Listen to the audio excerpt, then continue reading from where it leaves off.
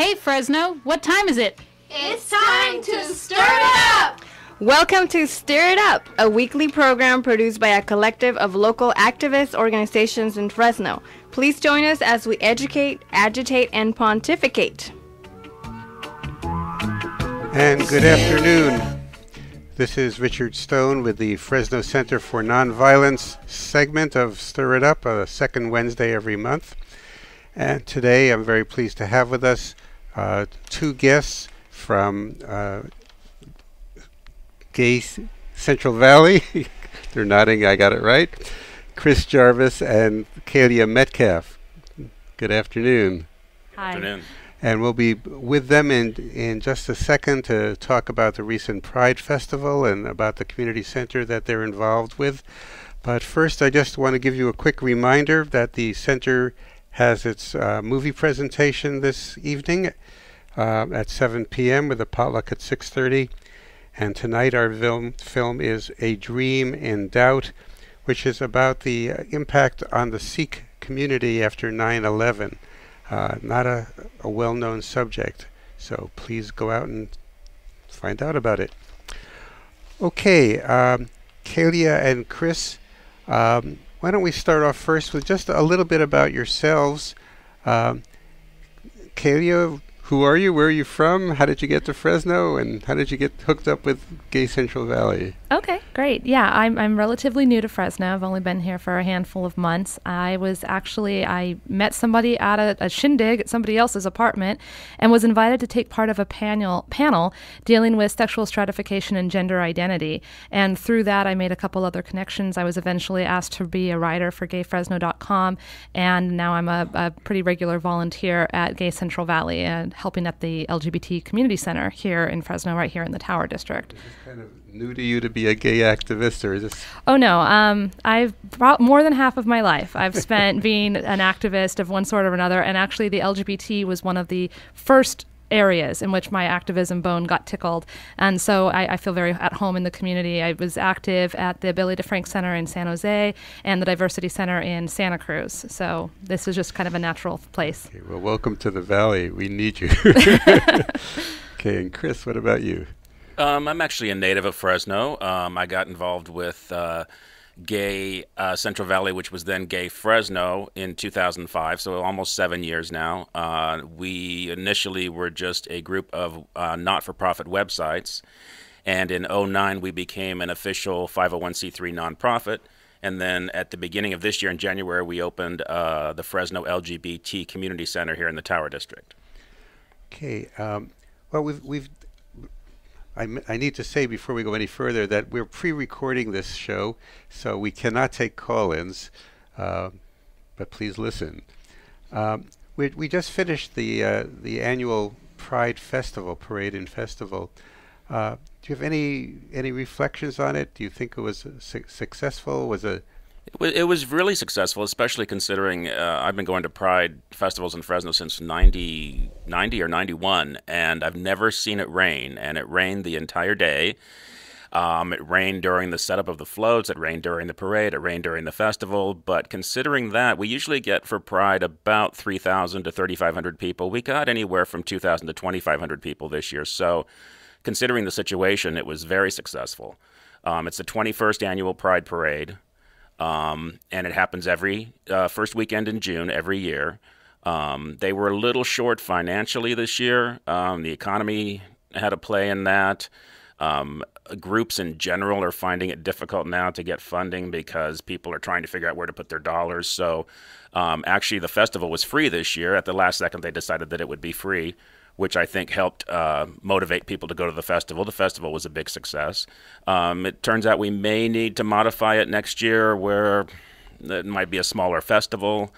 We'll still have a parade, but there were new prices this year, like the police department charged $1,600 to police the event, where in the past it's been free.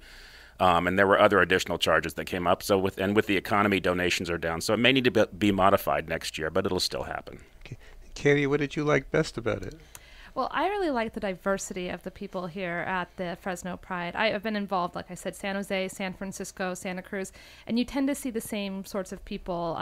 The groups can be mildly diverse, but here in Fresno, you had families with little kids, you had people my age, and you had people Chris's age, and I don't pretend I didn't hear that. and even older. And it was really nice to see the whole community coming out and being supportive, and not just the people in the parade, but the people along the sidelines cheering the parade on, and that was really special. Has there been any opposition to the parades recently, or? There actually was, when the Pride Parade started back in the early 90s, the KKK would come out every year.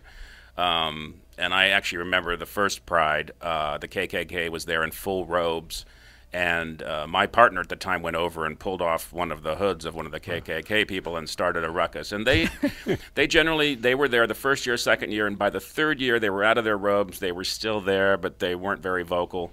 Dan Waterhouse, who's an independent journalist in Fresno, he pointed out there was one protester there this year with a picket sign that had some biblical verse on it. I actually didn't. I saw him from afar, but I didn't see him up close. But that was it. Yeah, I remember one of those early on times when the Dykes on Bikes stopped right in front of the KKK contingent. Exactly, yeah. And got off their bikes and embraced each other and gave big kisses. That happened. There was also, at that point, there was a group called Queer Nation, which they knew that the KKK was going to be there, and I don't remember if this was the first or the second year, and they came out in, one of them came out in a big pink robe, KKK robe, and they danced around in front of them. So, yeah, we always had some kind of counteraction to them. I do also remember early on, I was so disgruntled when the coverage in the press was they gave equal time to someone gay and someone countering it. And look at, Jeff Robinson and the other folks put in countless hours putting this together, and they give equal time to someone who just wants to voice an opinion. And that's I appreciate the media in Fresno because they are our allies. They cover whenever there's a gay event, they come and talk to us. It's easier now that we have a center and they come and talk to us there. But there's only been one story in the past 2 or 3 years that I can remember that Jim Franklin from the Cornerstone Church wasn't tacked onto the end of it. And I actually approached a reporter who came out to interview me when President Obama's administration stopped defending DOMA. And I asked him, I said, please tell me that Jim Franklin is not going to be at the end of this story. And he said, actually, we had a discussion in the newsroom, and he's not going to be. But that's the only one that he has not been tacked onto. So we still deal with that. Well, to show you how old I am, one of my first involvements when I got to Fresno was with, I can't remember, Prop whatever it was, where they were trying to get gay teachers out of the school. Oh, right. And I wound I up... can't remember the number either. What was that? I wound up being one of the spokespeople, and so they'd interview me, and every time they interviewed me, they'd also interview someone from People's Church. Right, said, exactly. But we never talked to each other. I said, this is ridiculous. So I wound that up was going, Proposition 2, wasn't it? I think it was. Maybe, I can't remember, yeah. But I wound up going over to People's Church and talking with them over there. But what's interesting is when there's a religious story, they don't come and talk to us afterwards. So it's just, whenever there's a liberal issue on, they always have to go talk to somebody religious, it seems.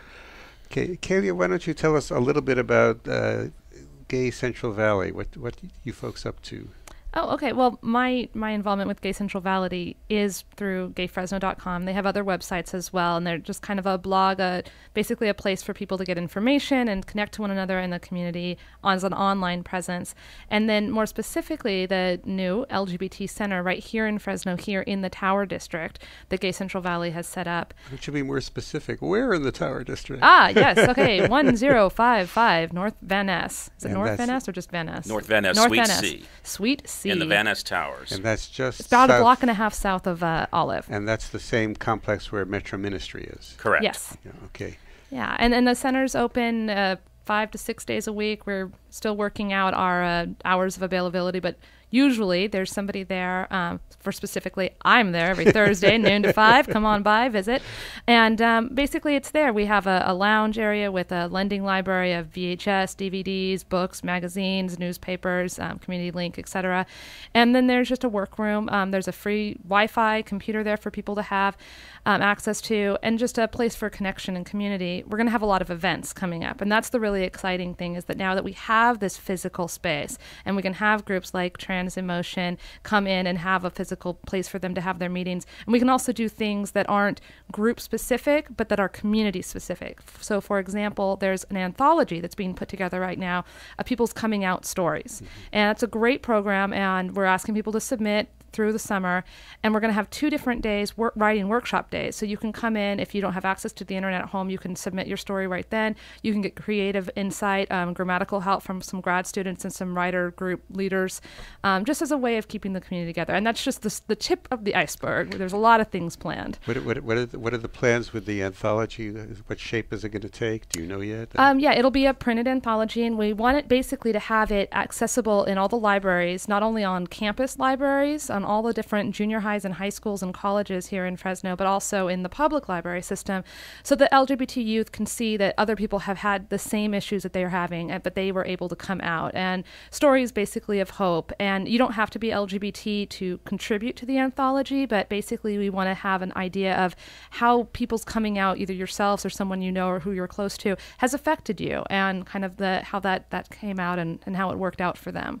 It's basically a message of hope, hopefully. Chris, what are your hopes for the community center? What would you like to see happening there? Well, it's a small space. What happened initially was Gay Central Valley was looking for an office space, because in the past we've just worked out of our homes, so we were kind of scattered. So we were looking. We do a fundraising event every year, which we're doing again this year, which is a fireworks stand. And we do that at Palm and Olive between June 28th and July 4th. And only nonprofits are allowed to participate in that. And we make most of the money for the year through that fireworks stand. It's a really great way to make money for nonprofits. So we did it last year, and we had some money in the bank. We thought we wanted an office. We found this one that was recently vacated, and it had a space in the front that we thought, since a lot of other groups, for 30 years, groups have been talking about a community center. And CCA was one of the most recent ones, and they had started to raise funds, but most of the groups in the past have aimed at a community center or the likes that you would find in San Francisco or Los Angeles, which would be hundreds of thousands of dollars to pull that off.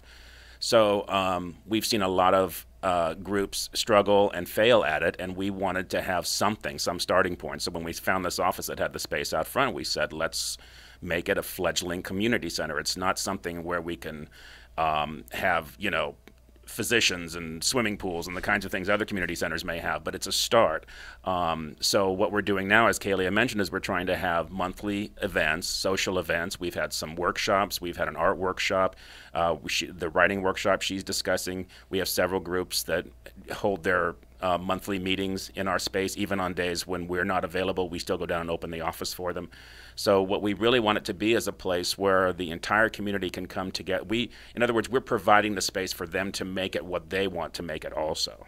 And let's not forget also, that's really important to have at the community center, are flyers and information about all the associated groups here in the area.